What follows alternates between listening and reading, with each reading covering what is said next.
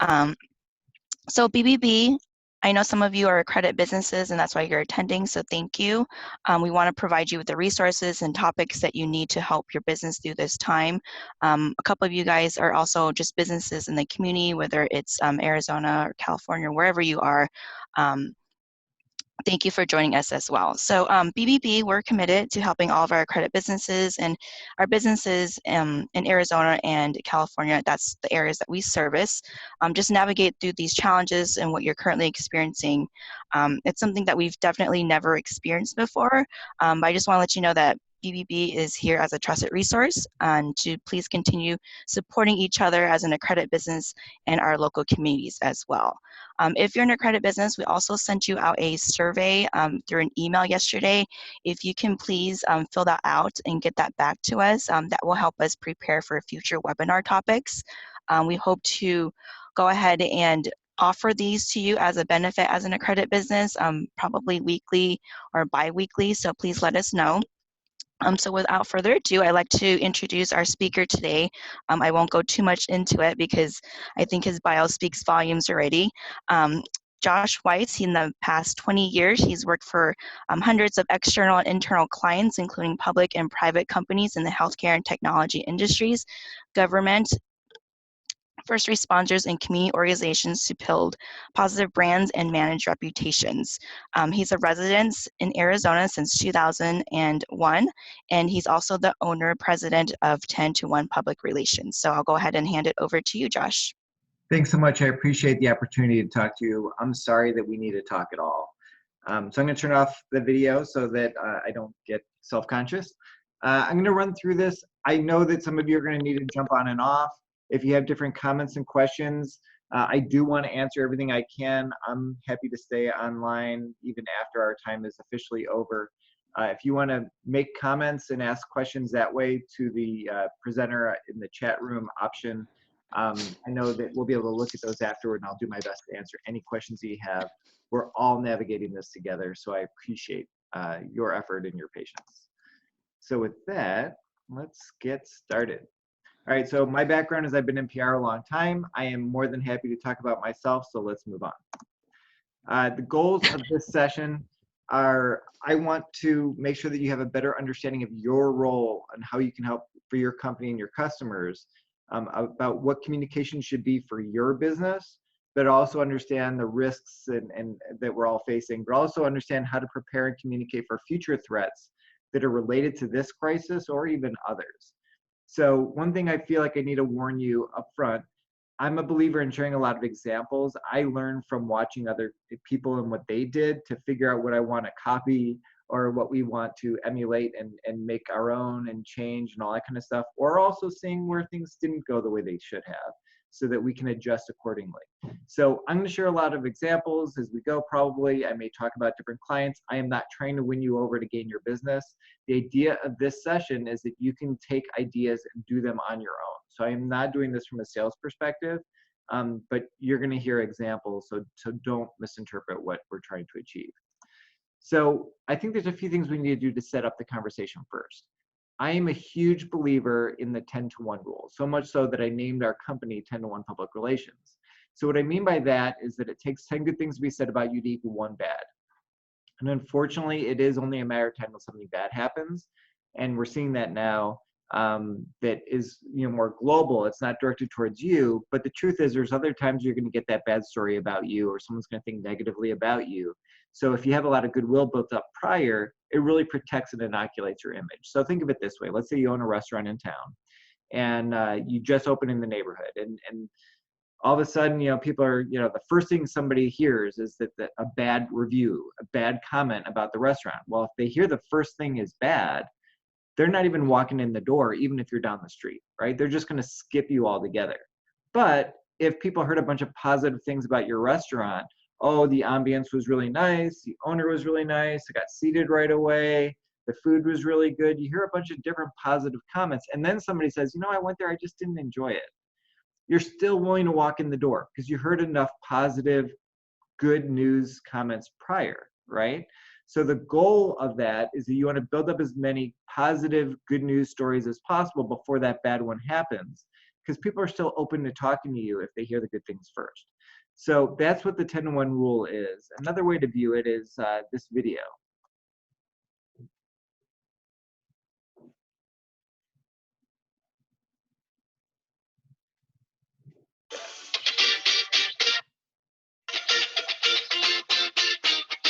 You can see a number of cups. Let's say this first cup has negative news. You can see the soda in the dark color. Let's say this is your negative news story. So if something bad happens, in order to repair and help your image, you need to start taking these good news stories and start filling them in.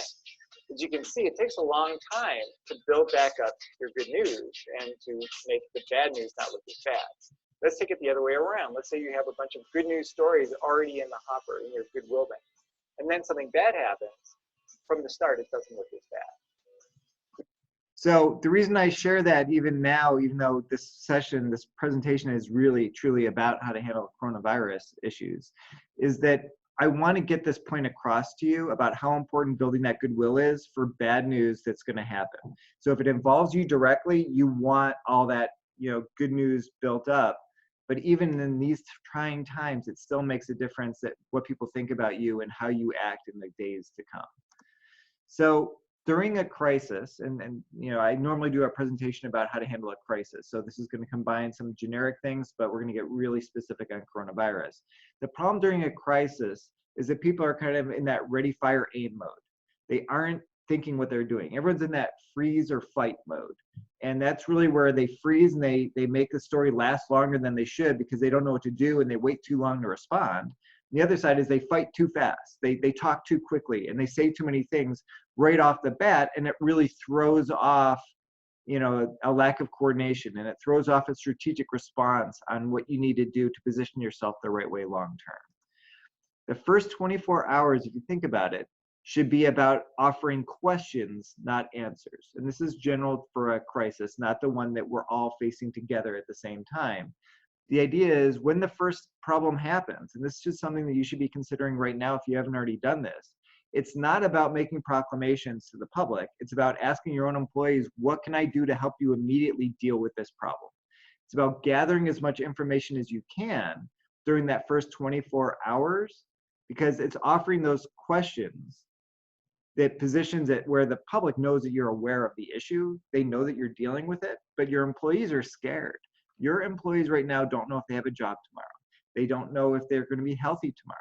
They're afraid to come and work as a group because they're afraid that is someone else sick and they aren't telling us. Your employees are scared, so they need to see you in that leadership role, asking what they need so they feel comfortable and they can keep doing the job that is available to them, but also help. They need to know that your voice is there to help lead them through this crisis. Ask as many questions as you can. What you don't want to do is make declarative statements saying that everyone should be coming to work. Everybody should be staying at home for the next 3 months. We don't know the answers to those things. Avoid providing long-term solutions before we know the facts.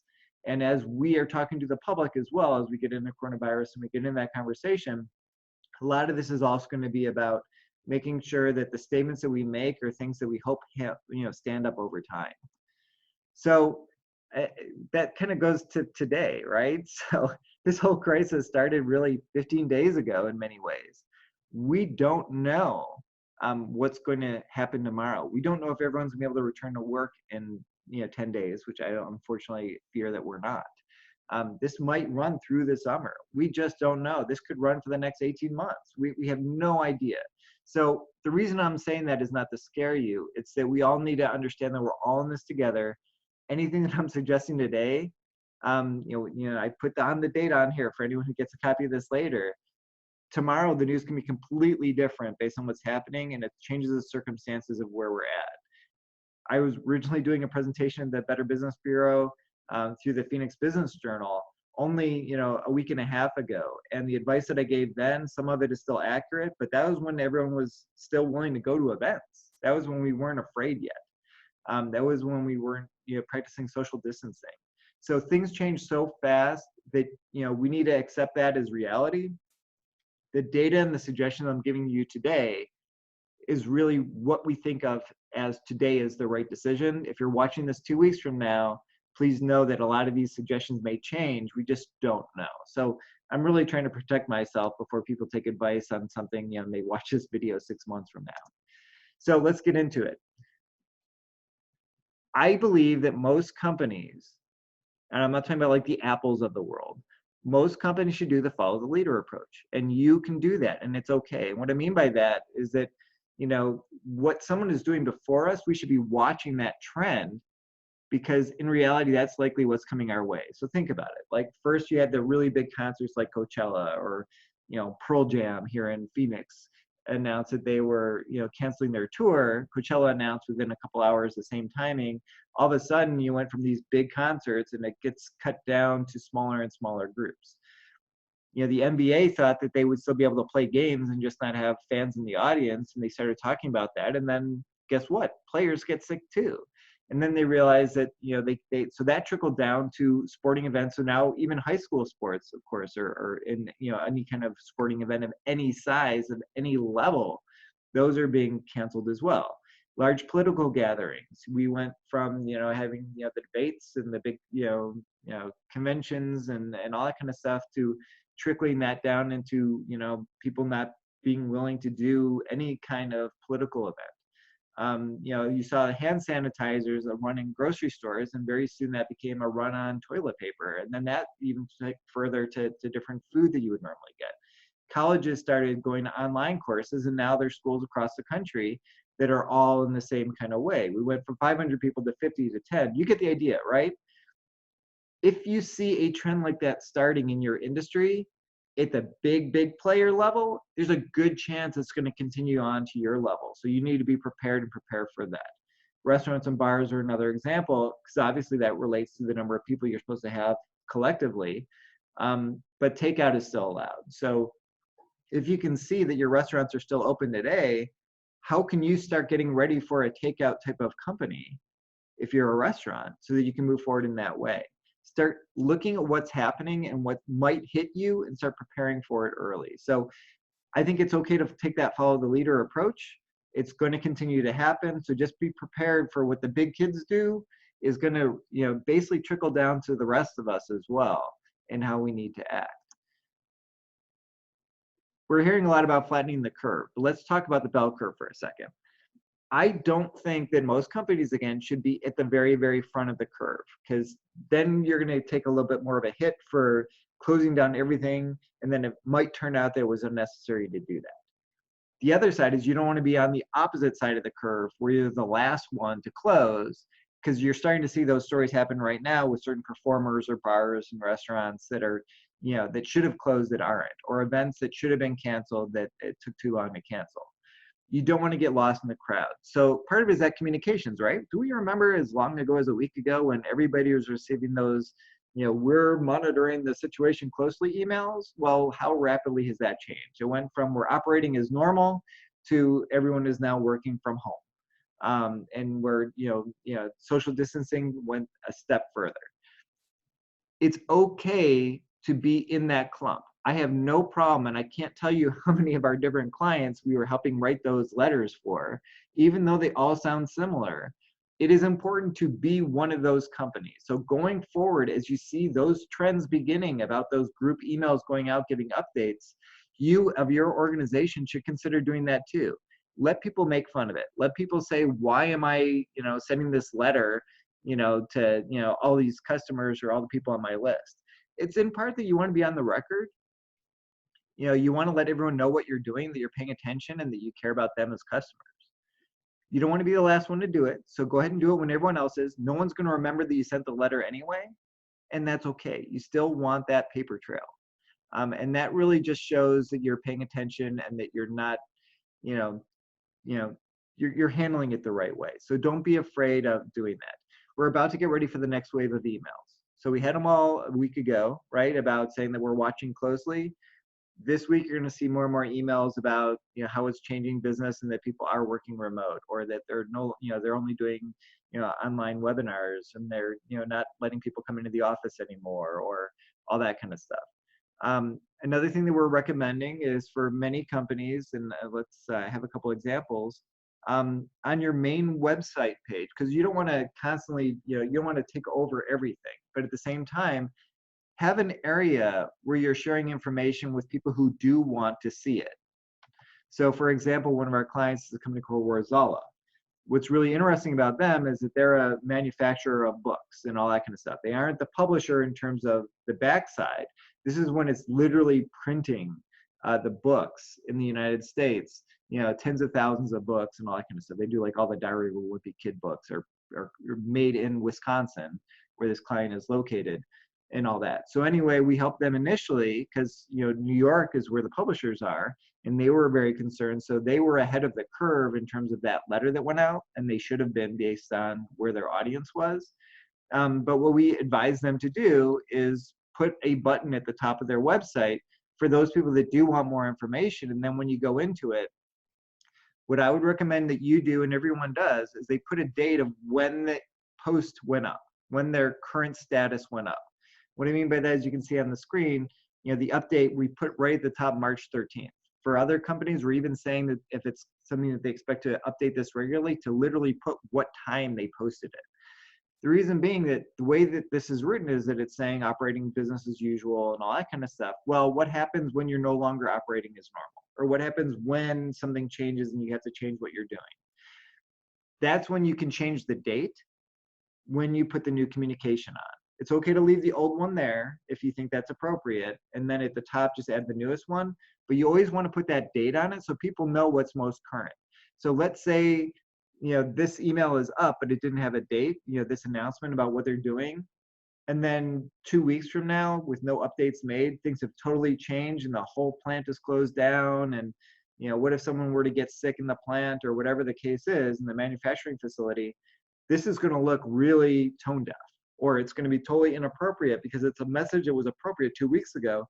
It's not appropriate today, which is why I recommend, if you're going to do this kind of statement, put the date on it. That's also why you're going to start seeing that trend that I was referring to about a lot of people updating their emails going out to say what's going on, just because they want to have it on record from that perspective.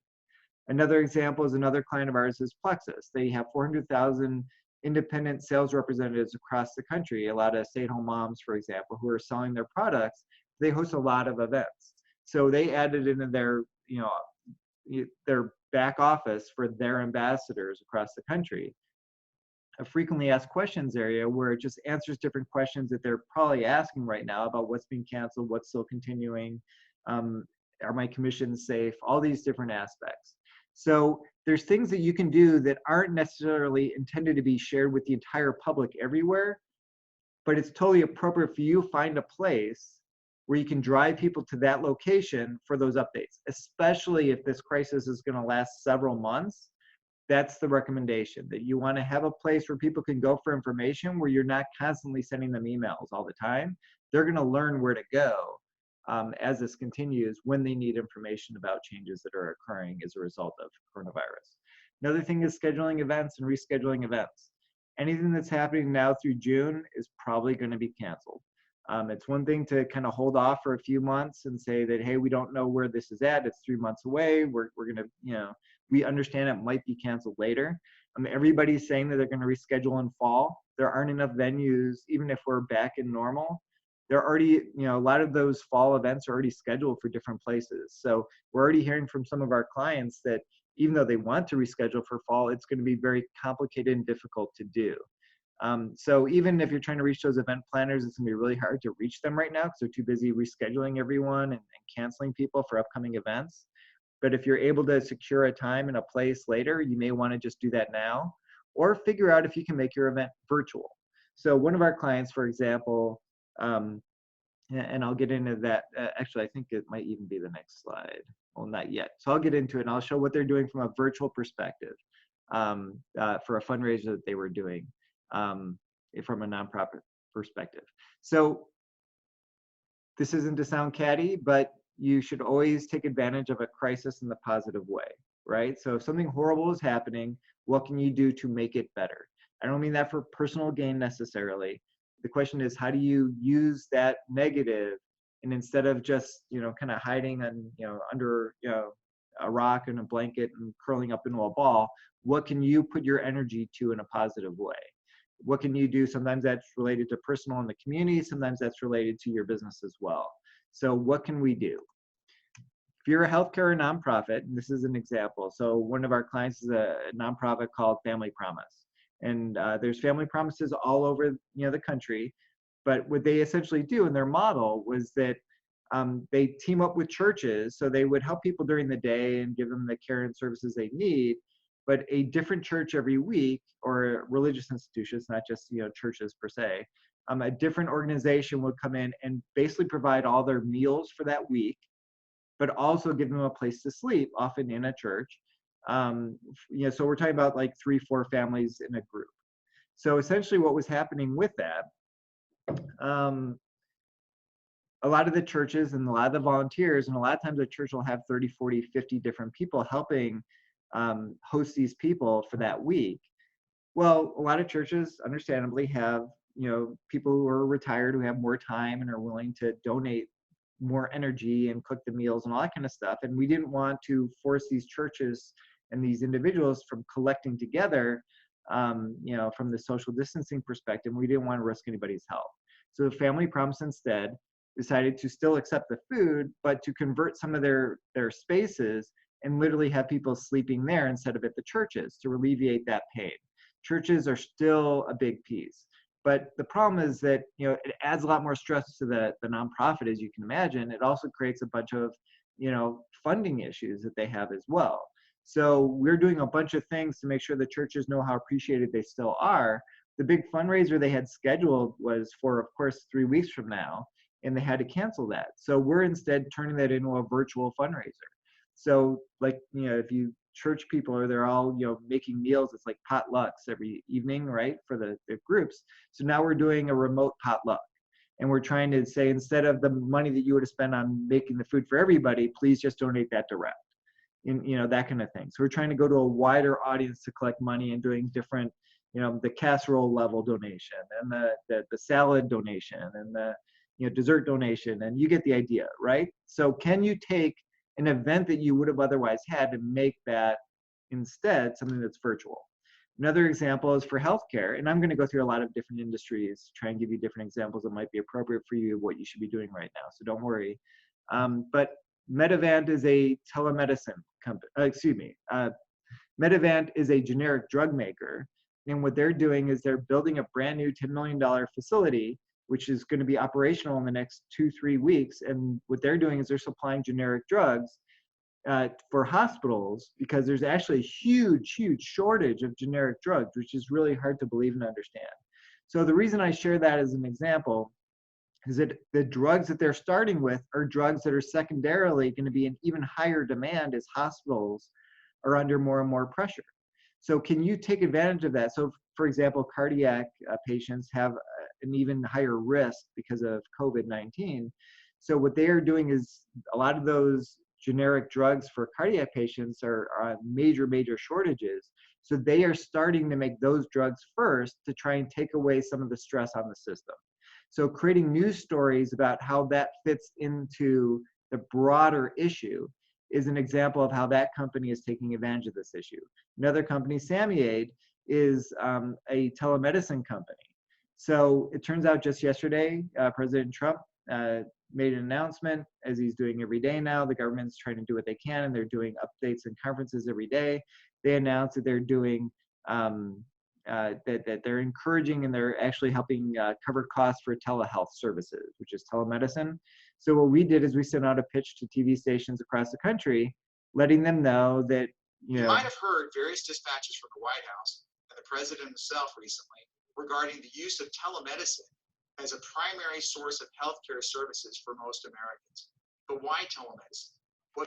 So what we're trying to do by sending this video out, and it's a 1-minute video, is that we're offering direct interviews, but it's really hard for media to do those interviews. And some of them will do it via Skype, but we want to just literally provide them the video so they can then make the announcement and they can run the story as they wish right now. So obviously that's very timely. You want to jump on those appropriate connection news stories. And we'll get into later about when you shouldn't be, pushing yourself into the coronavirus story.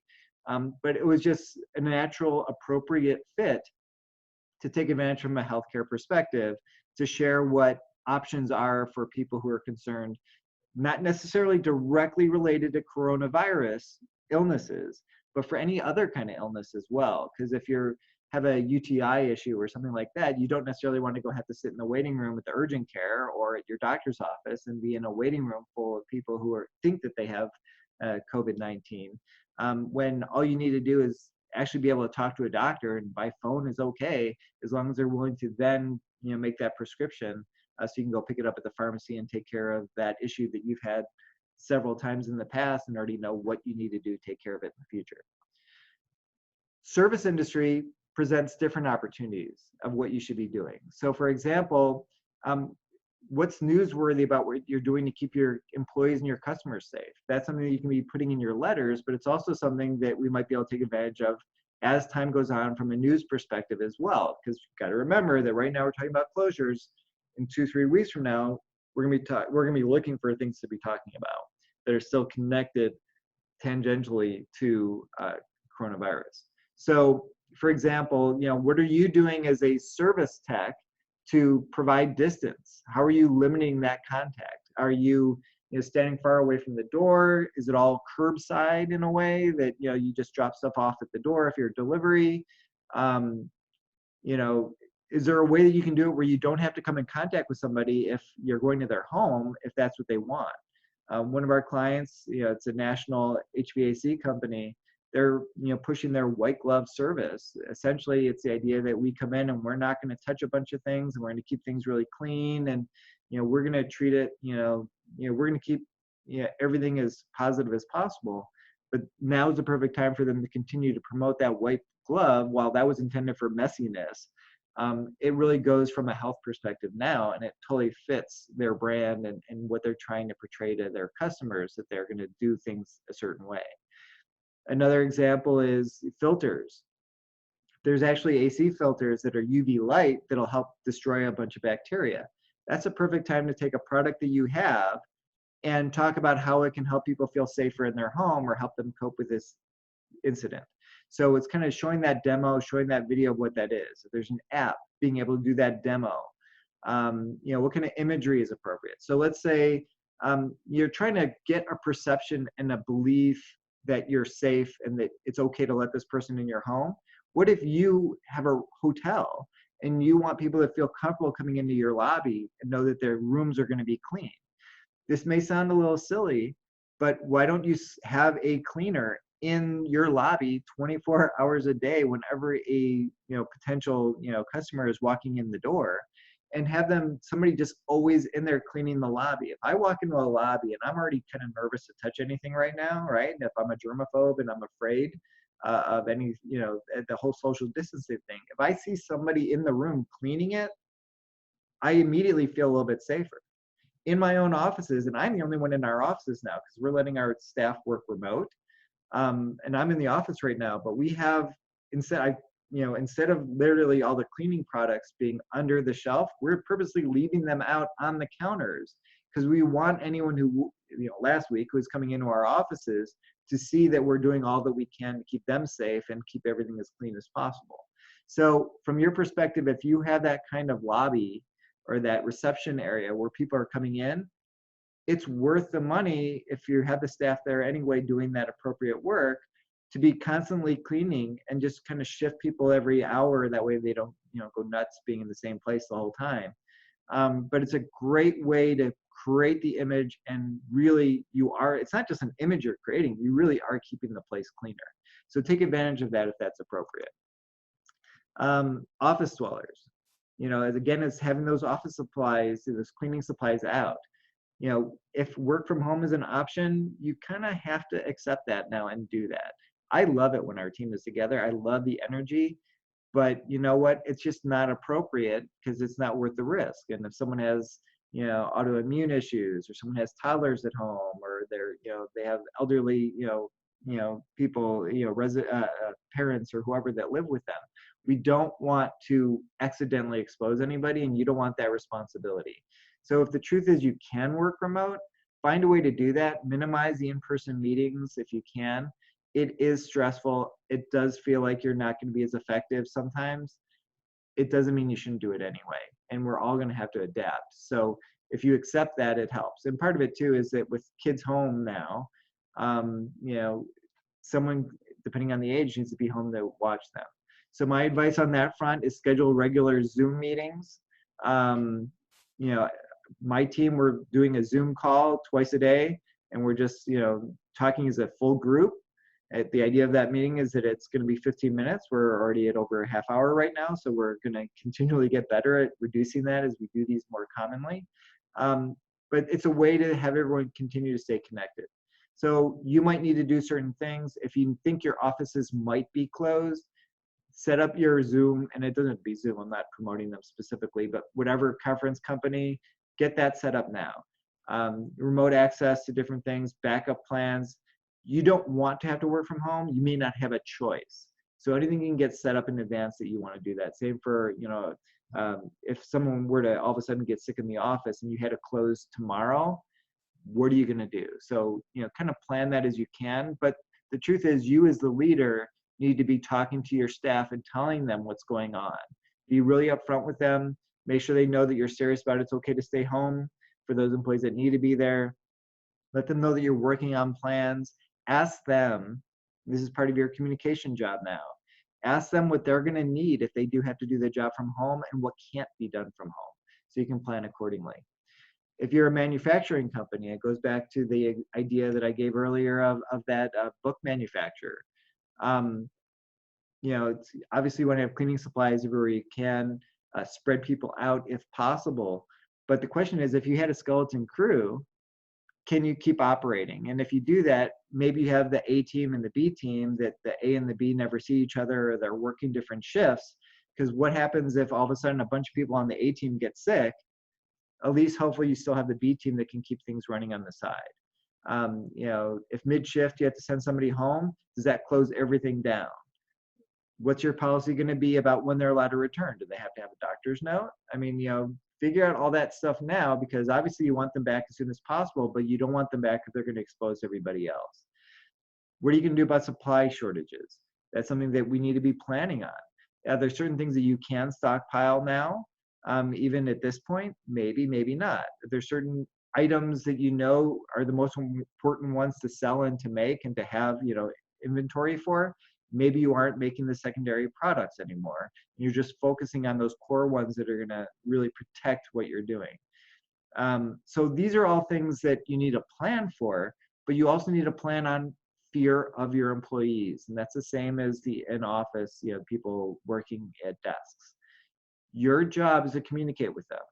If you think that they need to be in the office and everyone's still working, that means you as the leader need to be comfortable walking through the office and talking to people.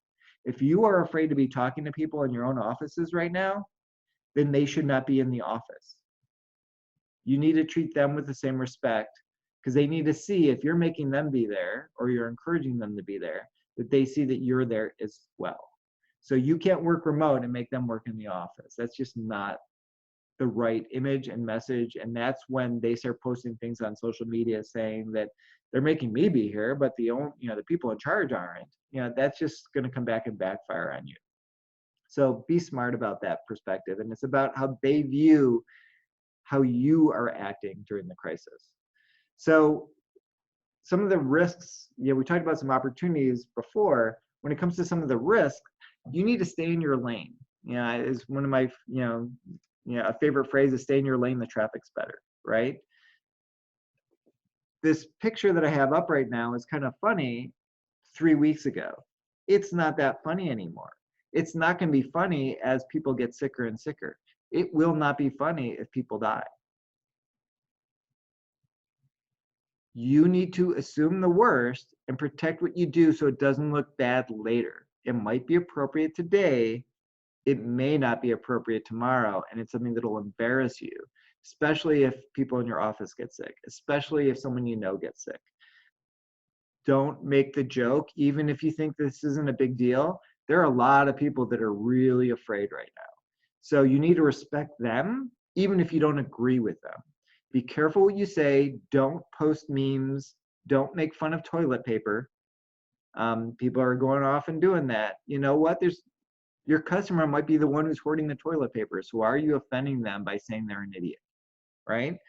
Be smart about what you're doing, because you still need these people later and you don't know what's going to happen later. So don't put yourself in that bad position.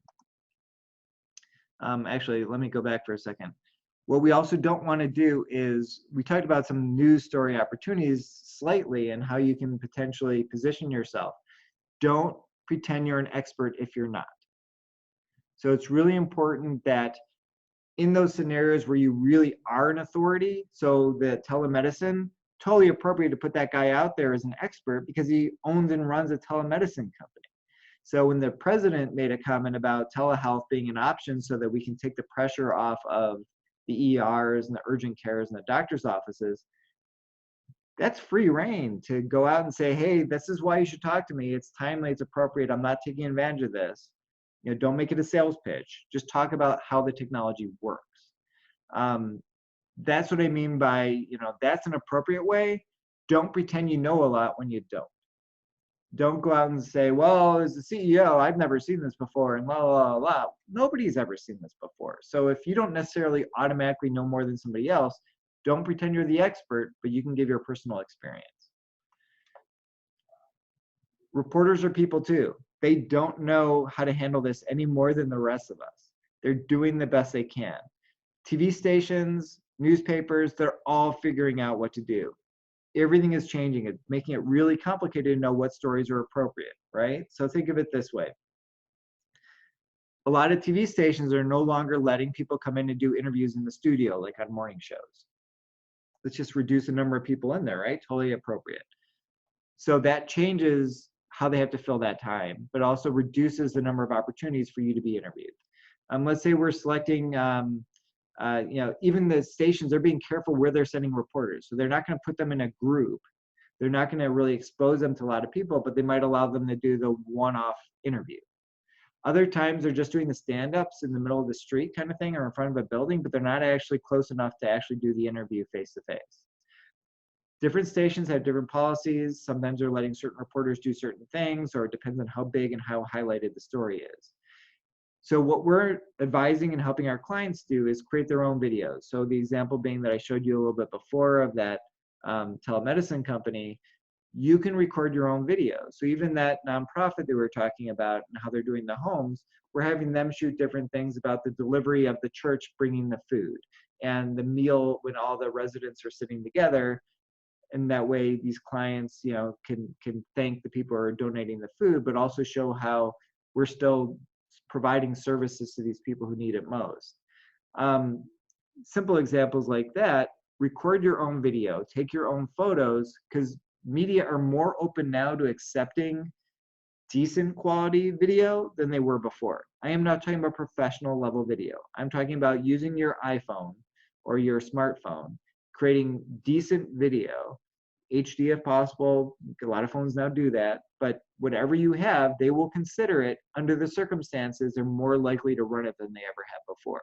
You don't want to send it to them as an attachment. You want to send it as a link, you know, add it to YouTube or something like that. It could be an unlisted video. They know how to take it from there. If they really want you to email them the hard file, then you know, they'll ask for it.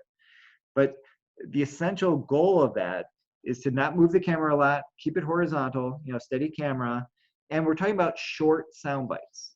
Don't zoom in or anything like that. It's not about moving the camera around. I'd rather have, you know, 1 minute of a person answering a question as if the reporter personally had asked the question, or one shot of the corner of the room where you're showing all the activity that's happening within an area, you know, in the corner of the warehouse and how you're spacing people out. I don't want someone walking around with the camera. I just want the background shot so that the person at the TV station can explain what it is that they're seeing. So it's really hard to know what the stories are going to be in the coming weeks. So right now, you know, last week, all the stories were about what is coronavirus. Should you be worried? Major closures were just beginning. Some of the shortages of toilet paper were just starting. This week, it's turned into, you know, even more closures and how it's affecting daily life and how people are starting to think about things a little bit differently. Once those stories start dying down in the coming week or two, everyone's still going to be talking about coronavirus, but nobody's going to have anything new to say because it's going to become a new normal. That's when you as a business have an opportunity to start sharing what you're doing and how you're handling it. Stats, are going to be always shared by media. But what is your, they're going to be doing stories about businesses and nonprofits that are hurting. So what can you do and how can people help you even if they're not walking into your store? Can they buy things online, and is that something that's appropriate? Are there, can they buy gift cards for your organization, your business that help you, even though they won't be able to use that gift card for potentially a few months? But people want to help their favorite restaurants. They know that you making that donation in a way, in terms of buying that gift certificate and paying now so that they can use it later, if that keeps you open, then that's a good thing. Take advantage of that and let people know that that's something that's important. There's going to be also a bunch of positive stories about how people are surviving and thriving in this new reality, and kind of like almost a guide for others as well. So we don't want to sit back, but we also don't want to oversell who we are. We don't want to oversell our products. This is not the time to say, this is a great business opportunity. Well, there's certain times to do that, but you got to be mindful that people are scared right now. So you can say that to the certain people who are the right ones, but this mass, kind of stories out there aren't always the right way to go. So let's talk a little bit more generally about what you can do to prepare. Some of this goes back to my normal, presentations regarding the before a crisis and during a crisis. It's still useful even in the time now. So this time we know we're all facing this together. There are other crises that might happen that are specific to your business, though, caused by coronavirus. What you need to do, thinking long term, because right now no one's going to give you the attention. A couple of weeks from now they might, and a couple of weeks from now is when you might be struggling more. So the question is, do you have a playbook so you're prepared for whatever crisis you might be facing that's specific to you, not that everyone is facing collectively? And so we want to create pre-written templates where you know exactly how you're going to handle that crisis as it happens. If you get that call from the media, you already have that template of what you're going to do. So think of it as Mad Libs. Do you remember when you were a kid, the game of Mad Libs? And so essentially what it was a narrative, and there was a line that says, add adjective here, and add a place there, and add a name, and add a noun, and add a verb. And part of the narrative is already written. You filled in the blank. Whoever the organizer was, going around the room asking the kids and the parents for the different, grammatical pieces. And then after you collect them all, you read it out loud, and kids always think that it's really funny. So essentially what you want to do is build Mad Libs for your business now. What are the 5 scenarios? It could be related to coronavirus, or it could be on any topic. What are the 5 things that you're most afraid of happening?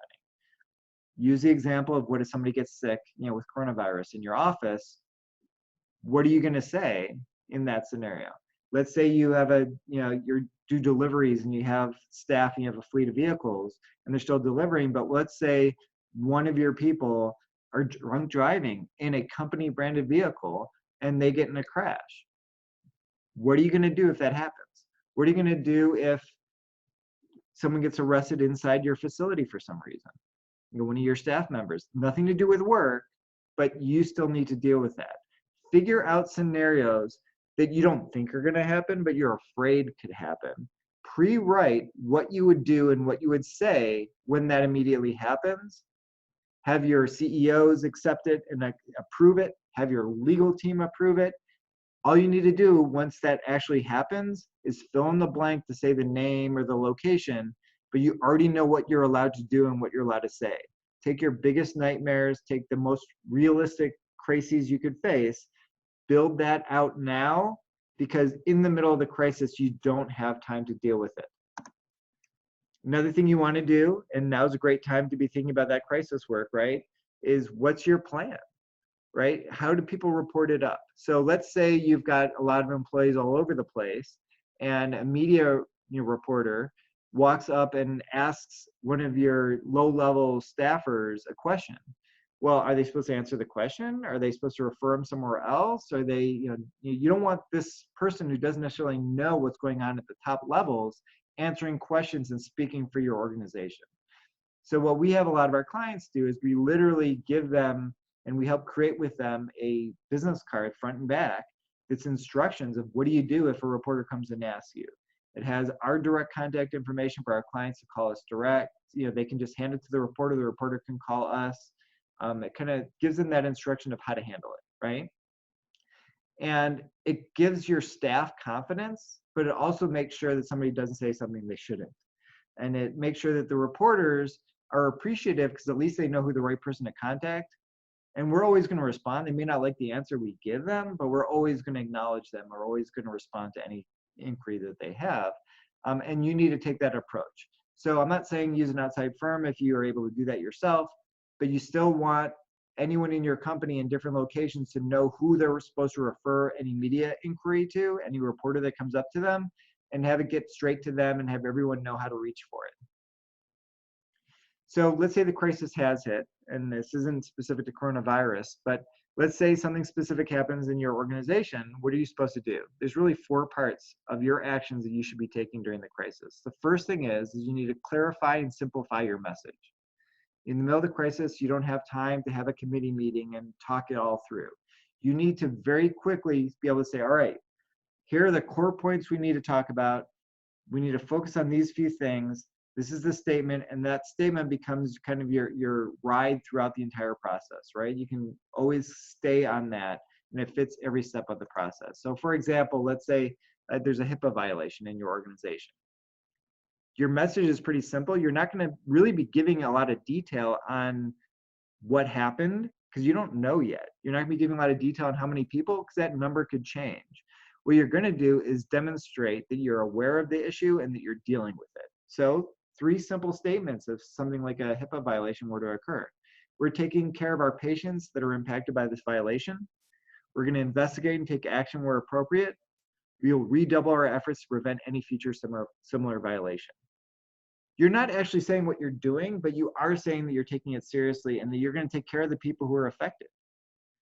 The customer needs to know that you're going to take care of them. Your patient, your client. You're saying that in this message. You don't know enough to say exactly what happened, but you are investigating it. People need to know that you're on top of it, that you're taking it seriously, and that you're doing what you can. And they want to know that you're going to make sure that it doesn't happen again. That's kind of that first statement in the first couple of hours you want to give during that crisis. This goes back to coronavirus in a way as well, but the next part is internally communicating with your teams. So let's say you have a big organization. What you need to do as a leader is quickly talk to your department heads and tell them enough, tell them the talking points, right? Those few holding statements that clarify and simplify the message. But your employees are scared. They are scared right now with coronavirus. They need to hear from you and they need to see that you're being a leader and that you're telling them how they're supposed to act. So you hold that meeting with those core leaders, and then those leaders can be the ones that share with the rest of your staff around the organization. What you need to do, as I indicated before, is walk around and let them know that you're on top of it, that you believe in them, thank them for what they're doing in this stressful time. If there's talking points, you need to repeat the same talking points that you're saying to everyone else, because they'll hear you say that and they'll be able to repeat that. You got to remember, it's your employees that are actually talking to most of your customers. So if they feel confident and they know what they're supposed to say, they are much, much, much more likely to actually say what you want them to say to the customer. You need to demonstrate your appreciation, and you need to try and do town halls or group meetings when you're not all in one place as time goes on, and that, whether it be weekly or whatever. If you're not ready to answer questions, you don't have to answer questions. You can just be lecturing them and telling them what's going on and how you're handling it. Because when you open it to questions, you do run the risk of someone throwing you a curveball. And if you're not good at answering curveballs and you're not going to hit it out of the park, maybe initially you don't want to open it up in front of everybody and position yourself where you may say something you regret or feel like you didn't do a good job, or you made people more nervous. But you do need to give them a statement where they can see it. It could be a live stream if necessary. In person is really tough right now for obvious reasons, but you get the idea of what I mean by that. The next part is communicating with your customers and supporters. You're seeing that, as we said, with all those coronavirus letters that went out, and you're gonna see the next one. But you need to be honest and direct with them. They need to, and during a crisis, your customers are willing to forgive you. Especially right now, everyone knows everyone's going through these same things. There's going to be times where you're not able to deliver product, you're not able to do the work that you promised. Tell them that up front. Get them ready for it now so they're not upset later. People are already stressed, they're willing to forgive it now, but even a month from now, they may not be willing to forgive it. So they'll say, well, why weren't you prepared for this earlier? Or you've had a month to get ready, why aren't you ready now?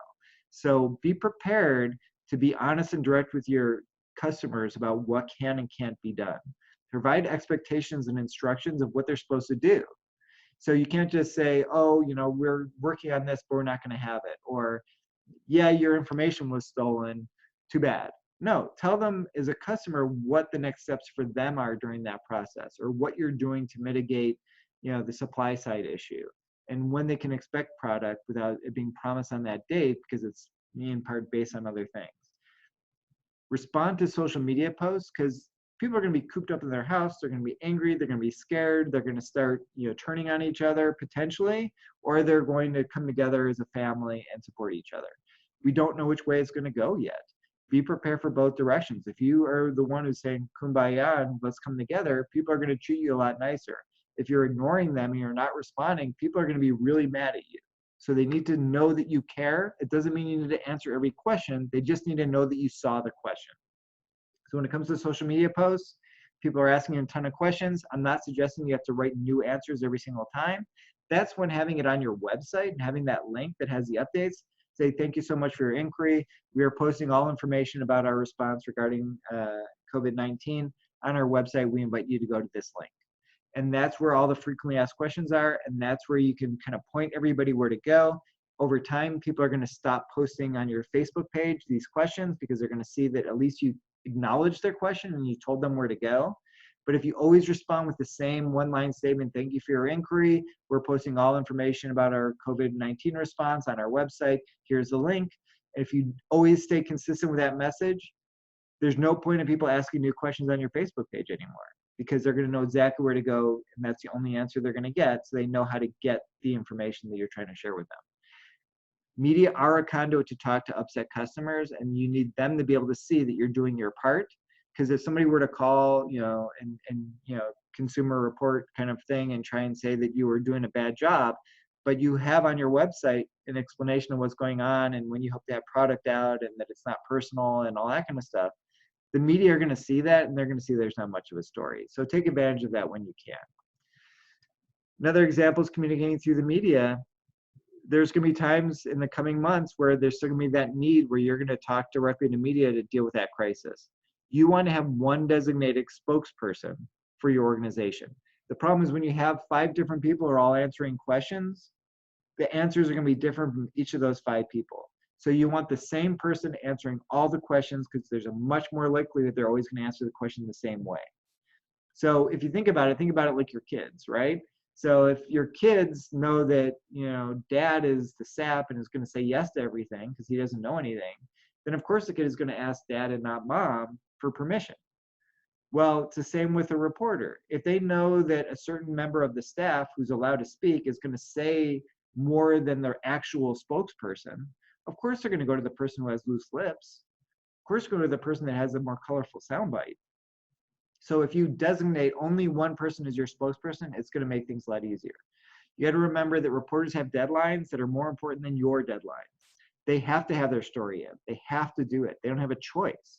So when that scenario happens, you know, you need to understand their deadline and follow theirs. If you screw up, crow tastes better warm than cold, take responsibility for it, own it right away, and people are going to be willing to forgive you because they're going to see that you're trying to fix the problem. Demonstrate how you're trying to fix the problem.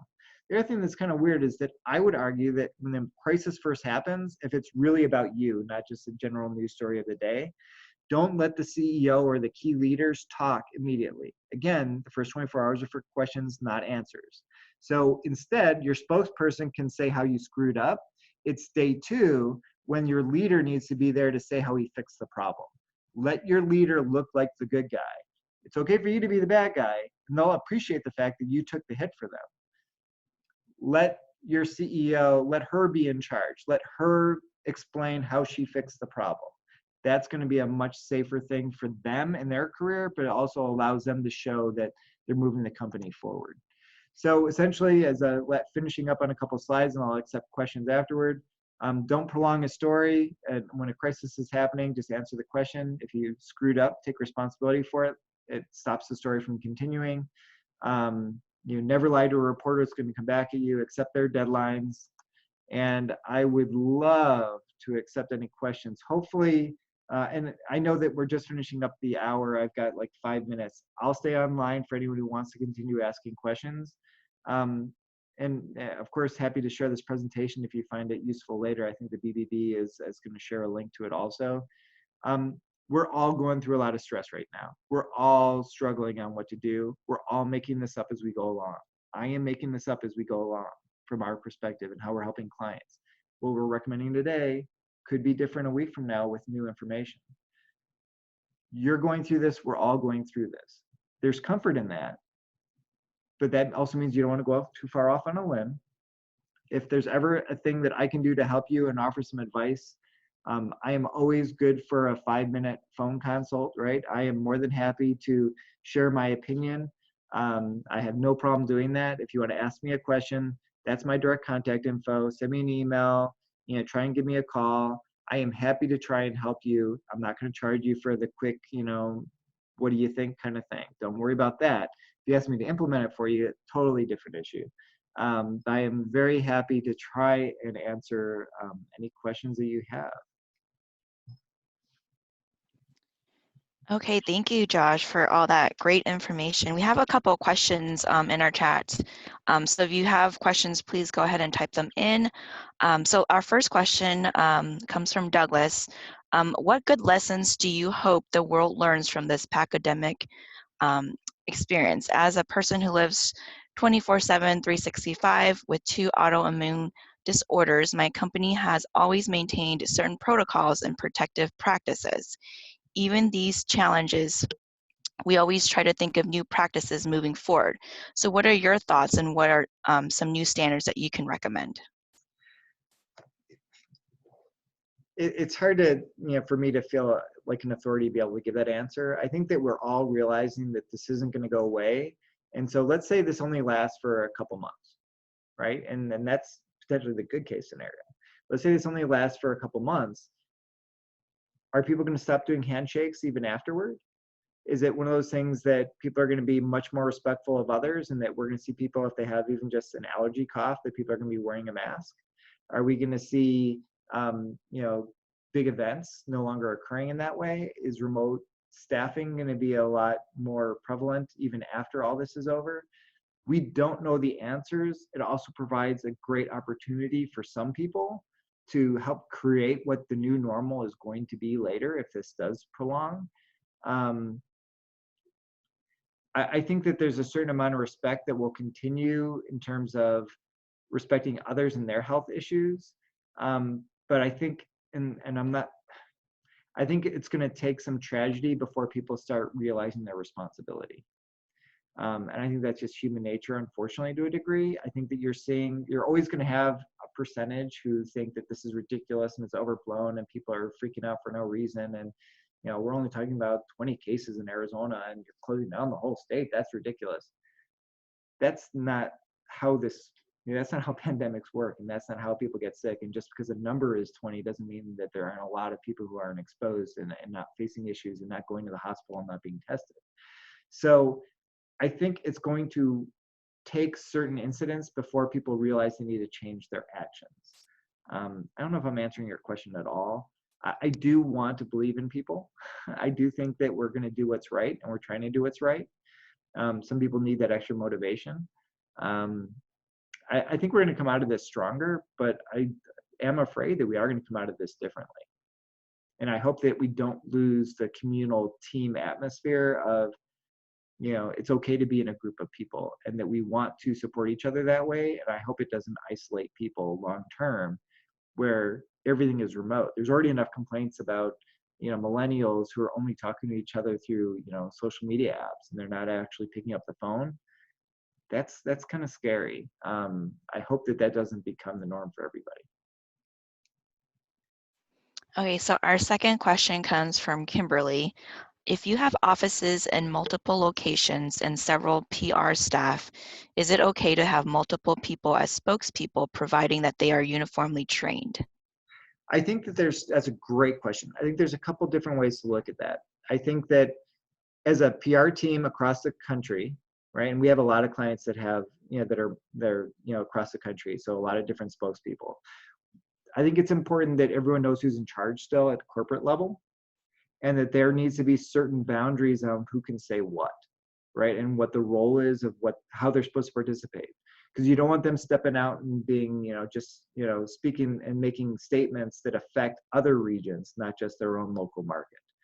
So having that weekly conference call where the leader says, here are our talking points and here's what we're comfortable with you saying, but here's where you're not allowed to go, and here's where you need to refer to corporate to be the spokesperson on this issue. I think that is an appropriate way to handle multiple offices right now. So I'm comfortable with someone on the local level doing, those kind of communications, but you need to also set your policy. Are you going to allow interviews to occur in Austin, set up by the local Austin area, PR person? Who's going to do that interview? And are you okay letting the division head in Austin be that spokesperson? So there's a certain point, every company's a little bit different in how they operate and all that kind of stuff about who's allowed to speak. The other side is that if you have all the communication coming from one person, in terms of like the CEO is giving the dictate or that kind of video, potentially you can have the local PIOs or the local PR people sharing that video or sharing that story to their local media contacts. So they're still the point of contact, but they're sharing a national story. Instead of you sending it from corporate out to everyone across the country, you can tell your local PR staff, here's your story that we need you to help get locally covered. Okay, so we have another question from Randall. I am a small business and a general contractor in San Diego. Many of my homeowners are stopping construction projects, and respectfully, work will not continue from 8 to 12 months. How can I financially get through the next 8 to 12 months? Yeah, I'm not the right person to answer that one, and I'm sorry that you're going through this, and we're all scared right now. I think that, yeah, and I have no expertise in this. I think that if you can demonstrate the protocols you're taking to keep distancing, or how you can still do work without them ever having to face-to-face have a conversation with you, and that you can do a lot of the planning stuff, and the plans and all that kind of stuff remotely and through through a web conference, but then that allows you and your staff to go on site, or how you're doing, making sure that anything you touch is only certain items, they know not to touch it, right? If it's a construction area, it shouldn't matter from that perspective. They're probably not in that area anyway. I think that you might need to make those kind of modifications. If you're talking about like literally redoing a bathroom for somebody, again, that might be, all right, well, let's work this out where we can do this quicker, where we're only using certain doors.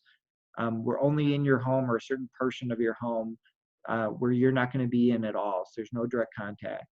And you kind of, find a way to, maybe someone else can be the one who's literally cleaning the space after you're done, and kind of, maybe that's something you can add into your work side from the construction side, that after we're done, before you even go into these areas, we are paying for a cleaning service to come in and do one final, cleansing of the space to know that it's completely safe for you to be in there. But it's about minimizing the number of people and their exposure. They're afraid right now of not the work that you're going to do, but of, the close contact. If it's a financial decision that they have to stop because they don't know where their money's going to be, or they're afraid they're losing their job or something like that, there's nothing any of us are going to be able to do about that one. But if there's issues that they have that you can, kind of mitigate or demonstrate that you're that white glove service, that's your opportunity to hopefully win a couple of those projects back. Okay, so we have a question from Jaron. You kind of touched on this already a little bit, some best practices. So his question is, we have a small family business doing carpet cleaning. How can we make sure our clients feel safe enough to allow us to come into their homes to clean? We have already sent out information by email as to how we are sanitizing our equipment after every job and what each tech is doing to keep everyone safe, and is currently being added to our website. Any other ways that you would recommend or things that we should do to communicate to our clients? I think that's a great start. I think that maybe you can even create some videos or pictures demonstrating what you're doing, and that might make some people a little more comfortable. I think that you potentially have the opportunity to say that the cleaning is actually ultimately making their home safer, right? It's the air purifying, it's those vents that have the UV light to kill the bacterial. You going in there and cleaning their carpets, you're removing any potential virus strains that are being tracked into their home currently or that are already there. So the question is the risk reward kind of issue. So maybe what you do is, and I don't know, I'm making this up as I go along as well. Maybe that's when, if you know that you can be in and out in an hour or an hour and a half really quick, maybe that's when the family goes for a walk and you're doing it on your own, and that way they're not in the home, they have no exposure to you, or they're in the backyard playing if there's little kids, and you're in there and you do the work and they don't have to contact you, they don't have to sign the sheet and pay you right there because they're paying you online. So maybe it's the no personal touch service, you know, as part of the cleaning process to make sure that, yes, technically there's a risk by you bringing in new people into their home, but you're removing so much more of that risk that it's worth it. Maybe there's ways you can emphasize that from a communication standpoint. And if you're able to achieve doing that, or you're able to, you know, kind of create this system, 2-3 weeks from now, that's when media are going to be looking, a month from now, they're going to be looking for ways to tell stories about how people are adapting. And you might be a really interesting business story about how your business adapted to make people feel safe and to keep their home even safer than it was before you were there. Okay, so our next question comes from Australia. Can you give us a little more insight on how a service company can be more effective in communicating a safe environment? I know you touched a little bit on that. It also states, we are also letting our customers know that we are here for them. We unfortunately lost about 80% of our business this week. Our business provides window cleaning and power washing to both residential and commercial. I'm sorry. I think it's a hard, I'm not sure offhand. So in terms of, I think it's pushing again the fact that there's no direct contact with you and that you can do all the windows from the outside kind of thing to clean it. I think that if anything, people are going to want to look out their windows even more right now. They're going to, you know, kind of miss things they're going to want to see out of their home. And, you know, if a office building is closed up and nobody's working, yeah, it's going to be hard for them to want to spend the money right now instead of having you come and clean closer to when they actually return to work. So maybe it's having them prepay, you know, for whenever the offices turn back on, they sign the contract now, and that you're going to come a week before they reopen, and that way the windows are clean when the staff come back into the office. From the home perspective, maybe it's, you know, we're never going to enter your home, we're going to do everything from the outside, but we're going to leave on your doorstep a bunch of cleaning supplies at no cost where you can clean the windows from the inside, because if you don't want us to come and do it for you. Yeah, I think everybody's struggling for the same thing right now. I think that I can see the cancellations being even worse right now for every business and every kind of service kind of thing, because everybody wants to see what's happening. Plan forward though. If you don't have the busyness right now, if you're not getting those calls for your services, the carpet cleaning, the window cleaning, all that kind of stuff, that doesn't mean a month from now or 2 months from now, when we hit our new normal, and if people are still stuck at home or sheltering in place or that kind of thing, people are still going to want the services, and they're, you know, there's going to be the ways that people are able to offer it. So the question is, yes, you might not be getting calls right now, but what calls can you lock in for a month from now? Or what actions do you need to change within your organization and your business to make people more comfortable if everybody is stuck at home? That you're able to still provide those services. And if their primary fear is them getting sick or them being exposed to you, how do you mitigate those issues so that you take away their biggest argument of why they're afraid? Okay, Josh, we have one more final question that just came in. It's from Luke. He asked, what are some of your favorite books or favorite internet resources when it comes to PR?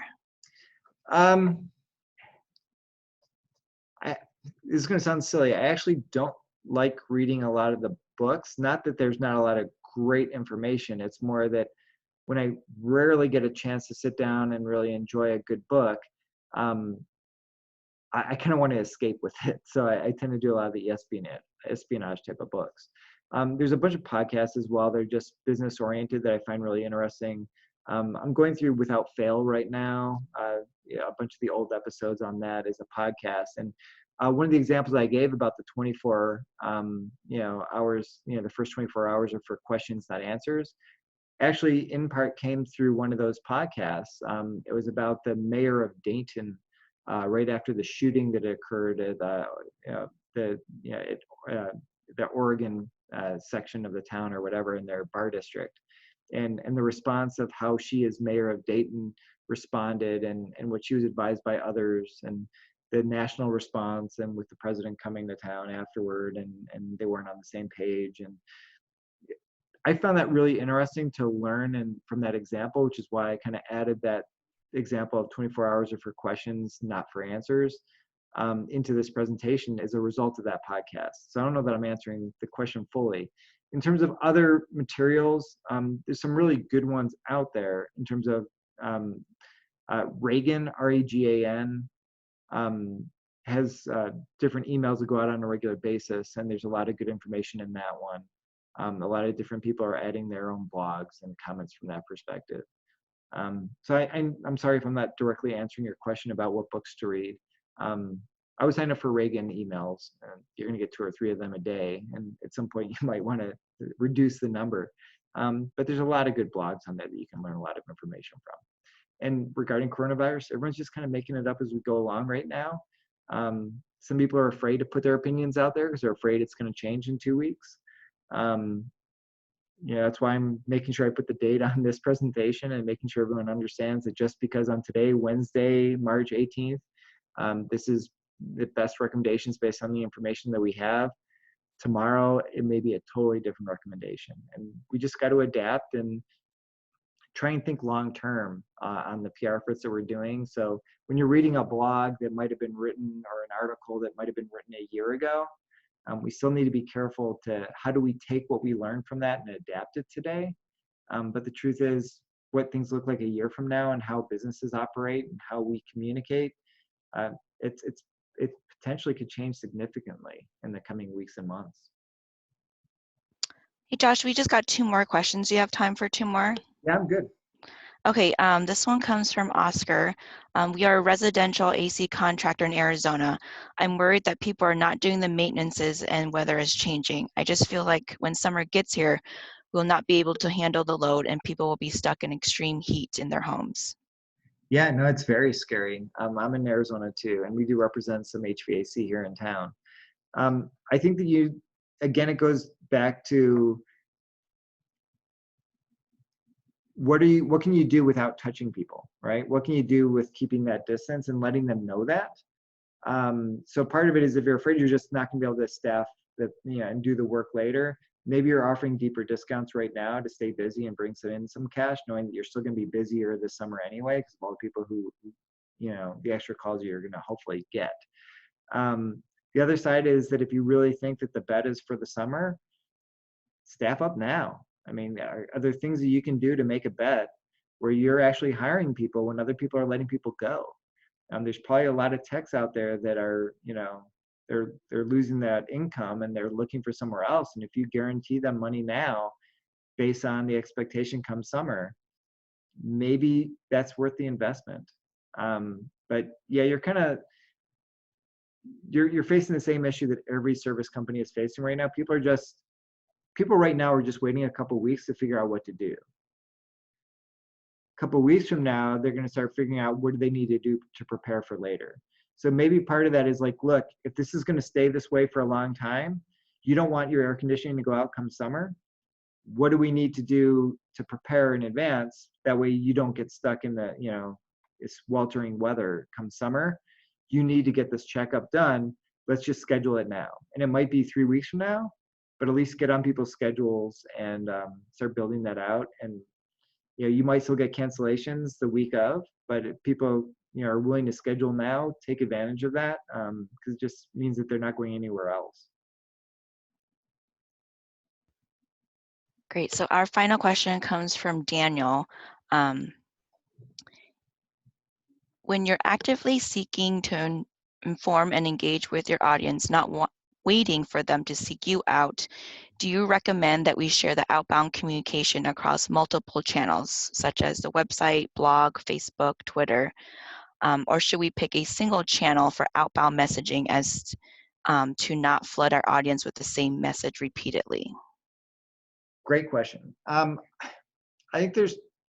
think initially you need to maybe get it out to as many people as possible. You know, you might want to send it to everywhere, but then you need to direct them about where new information is going to come from. Right? So if you're going to be updating information on your website, maybe you're sending out on all channels to tell them to go to your website for more information on an ongoing basis. And that's where you give the daily updates, right? The more consistent ones. But then you choose a different, distribution channel to do messages at different times. So maybe it's, Facebook on Monday and Instagram on Wednesday and Twitter on Friday, and it's an email newsletter that goes out every other week instead of every day. You might want to pace that, but you want to have one place where all the information is continually updated, which you're always pointing people to go to.